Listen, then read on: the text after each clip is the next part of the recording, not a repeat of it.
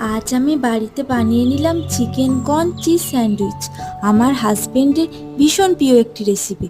এই রেসিপিটা বানানোর জন্য নিয়ে নিলাম bread, cheese, mayonnaise, tomato sauce, পেঁয়াজ কুচি, গাজর কুচি, কাঁচা লঙ্কা কুচি। চিকেন ও কর্নটা আগে থেকেই বয়েল করে নিয়েছিলাম। তারপর গোলমরিচের গুঁড়ো, স্বাদ মতো নুন দিয়ে সমস্ত উপকরণ মিশিয়ে নিলাম।